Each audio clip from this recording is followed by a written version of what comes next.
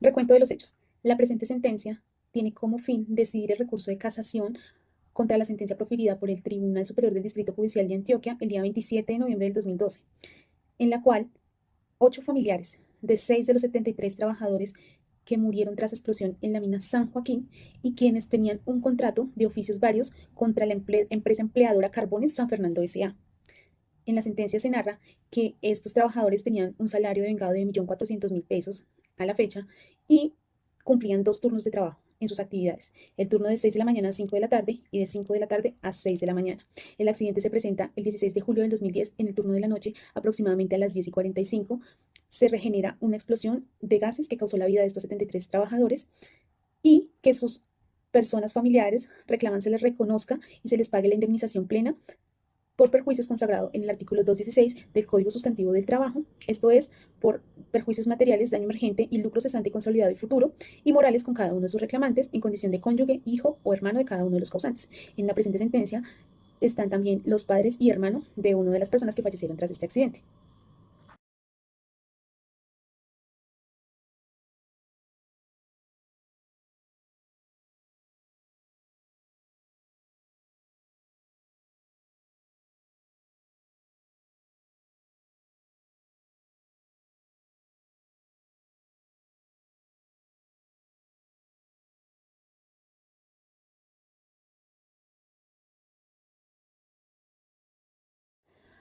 De acuerdo a lo expedido por el Ministerio de Minas y Energía, se manifestó que esta explosión se produjo por emanación de metano, lo cual produjo una combustión que combinada con el polvo de carbón propagó las llamas.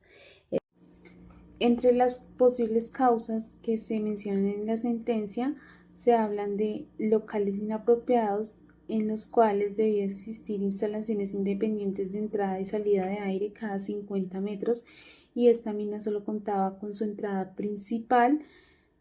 y la explosión ocurrió a 1.000 metros de esta entrada, aun cuando ya el ingeniero Charris había hecho la observación de que se requerían más instalaciones independientes de entrada y salida de aire. También habla de carencia de instrumentos de control para medir la temperatura ambiente, la reducción de polvo que se encontraba en las minas y detectores de gas y alta presencia de metano. Estos controles también hablan de que no se llevaban los registros estrictos en los horarios que se debían hacer y que permitían a los trabajadores iniciar su actividad de manera segura y estos controles pues no se pudo evidenciar que se manejaran estrictamente. También hay falta de control de ingreso, en las cuales también se podía como causa evidenciar el ingreso de equipos como celulares a la mina y que no había como un control riguroso frente al tema de ingreso.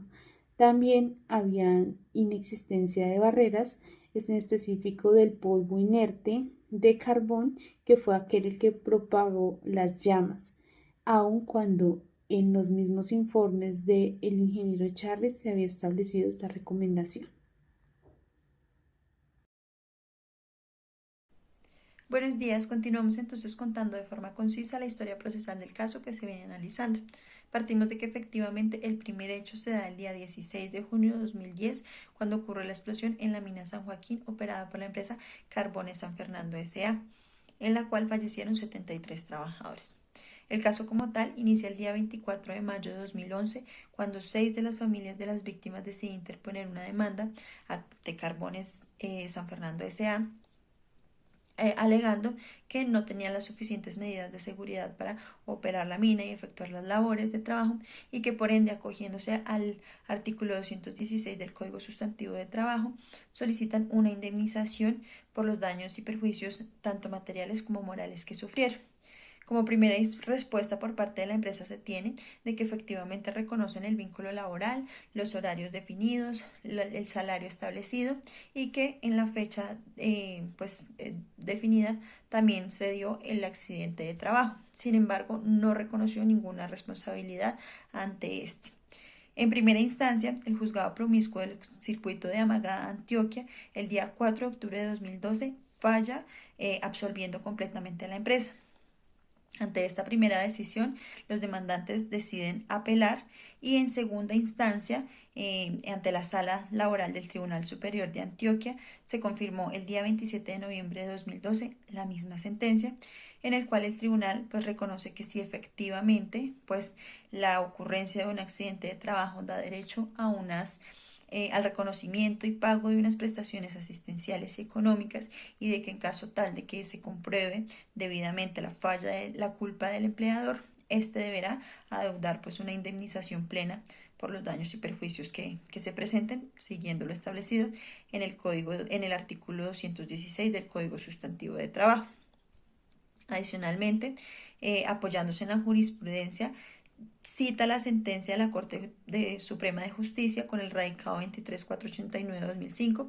en el punto donde expresa específicamente que es de suma importancia determinar la causa del accidente, pues de allí parte la responsabilidad del empleador en la ocurrencia del siniestro, cuando pues no se presentan las medidas de seguridad idóneas, y hace alusión al artículo 57 del Código Sustantivo de Trabajo, en el que se indican las obligaciones específicas del empleador con sus trabajadores en materia de seguridad y salud. Finaliza pues afirmando que la parte demandante describe 8 posibles causas del accidente sin lograr comprobar cuál fue, es decir, hay una ausencia de pruebas documentales, testimoniales y periciales, y que aunque la investigación efectivamente arroja que hubieron diferentes condiciones laborales inseguras de los trabajadores, pues sí era necesario demostrar que estas fueron las que ocasionaron el accidente, o que de tener las medidas necesarias se habría evitado. Teniendo estas sentencias, la parte demandante decide interponer un recurso de casación ante la Corte Suprema de Justicia, para la cual formuló 3 cargos. En el primer cargo, acusa a la sentencia impugnada de violar indirectamente los artículos 57 y 216 del Código Sustantivo de Trabajo, así como el artículo 19 del Acuerdo 167 de la OIT, por una debida aplicación, al no dar por demostrado, estándolo, que existió un nexo de causalidad entre las omisiones en las que incurrió la empresa implementando las medidas de seguridad y la muerte de los trabajadores. También alega que hay una apreciación inadecuada del informe de investigación del accidente y de las fallas identificadas en los controles, pues en visitas anteriores efectivamente se había evidenciado ausencia de calibraciones de los equipos, deficiencias en los explosivos para efectuar las voladuras, fallas en los sistemas de caudal de aire y omisiones en determinados requerimientos regulatorios, afirmando pues que si estas recomendaciones del Ministerio de Minas y Energía se hubieran implementado a tiempo, sí se hubiera contribuido a evitar el siniestro. En los cargos segundos y terceros, expone que la Sala Laboral del Tribunal de Antioquia desestimó las peticiones de la demanda porque no se logró demostrar con grado de certeza la causa concreta del accidente. Sin embargo, el artículo 216 del Código Sustantivo de Trabajo, si bien exige que se demuestre suficiente culpa del empleador por parte del demandante, no plantea esa misma exigencia sobre la prueba del nexo de causalidad, y en este caso se invierte la carga de la prueba.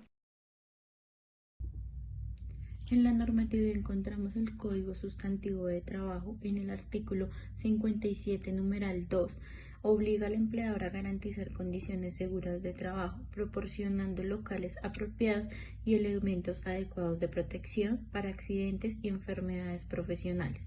En el artículo 216 permite reclamar una indemnización plena de perjuicios materiales y morales cuando el accidente o enfermedad se produce por culpa comprobada del empleador. Y en el artículo 348 refuerza el deber del empleador de suministrar locales y equipos seguros. En el Código Civil encontramos el artículo 63, define la culpa leve aplicable en relación donde hay beneficio mutuo como los contratos laborales, y el artículo 1604 establece que quienes incumplen deben probar que actuó con diligencia. Es clave en la investigación de la carga probatoria cuando se alega omisión del empleador. Y en la resolución 2400 de 1979, artículo 2, define las condiciones mínimas de higiene y seguridad que deben garantizar el empleador. En el Código de Procedimiento Civil encontramos el artículo 177, Regla General de Carga de la Prueba, Quien afirma un hecho debe probarlo. Hoy reconoce este artículo 163 del Código General de Procesos. En la Ley 9 de 1979, artículo 81, dispone que la salud del trabajador es un asunto de interés social y sanitario y su protección es una obligación del empleador. Y en el decreto 1295 de 1994, artículo 21, el empleador debe procurar el cuidado integral de la salud y el ambiente laboral. Las conclusiones de la sentencia referida o relacionada con el accidente de trabajo de la compañía Carbones San Fernando, que tuvo como localización la mina de San Joaquín el día 16 de junio de 2010, en la cual se presentó una explosión de gases causando la muerte de 73 mineros. Dicho accidente presentó por causa imputable al empleador al no brindarle las condiciones locales apropiadas para desempeñar sus labores. Dado que el socavón no contaba con la salida de aire viciado distinta a la bocamina, además carecía de los instrumentos de control de temperaturas de ambiente y la reducción de polvo de carbón en las vías y detectores de gases, alta presión de metano en el socavón y falta de control de ingreso en los equipos electrónicos. Así las cosas, lo llamaron a juicio a Carbones San Fernando SAS con el fin de que se reconociera y la indemnización plena de los perjuicios consagrados en el artículo 216 del Código Sustantivo del Trabajo, donde se relacionan perjuicios materiales, daño emergente y lucro cesante,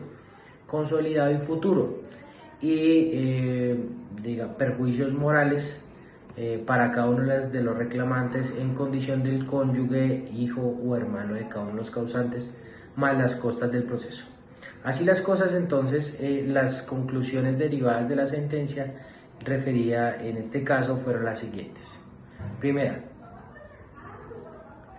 la responsabilidad del empleador en seguridad y salud del trabajo es indelegable. La Corte Suprema reiteró que el empleador debe garantizar las condiciones adecuadas del trabajo conforme al artículo 57 del Código Sustantivo del Trabajo y las normas en seguridad minera.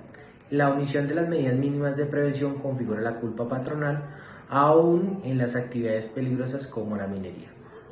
Segunda, el incumplimiento de las normas de seguridad y salud del trabajo puede ser causal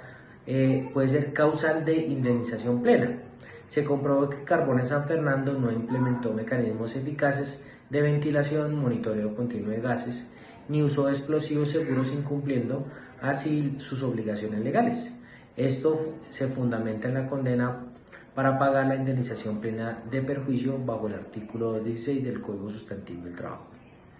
Tercera, las omisiones sistemáticas generadas de los riesgos laborales fatales. Las deficiencias organizacionales, tales como falta de controles, protocolos, mantenimiento de equipos e identificación de los informes técnicos previos al accidente, evidenciaron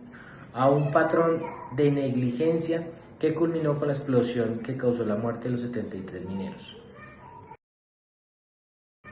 Cuarta, la carga de la prueba en SST puede invertirse. En caso de omisión, la jurisprudencia establece que el empleador debe aprobar que actuó diligentemente y adoptó todas las medidas de prevención. Si no lo hace, se puede imputar la responsabilidad. Así las cosas, vemos que las conclusiones frente al caso pues se derivan de una omisión o un control administrativo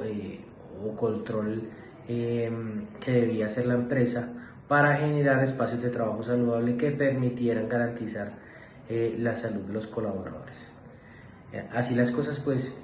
la Corte pues determinó la culpabilidad de la compañía y estableció que debía pagar el lucro cesante y todas las condiciones prestacionales que se acaban de mencionar. Muchas gracias.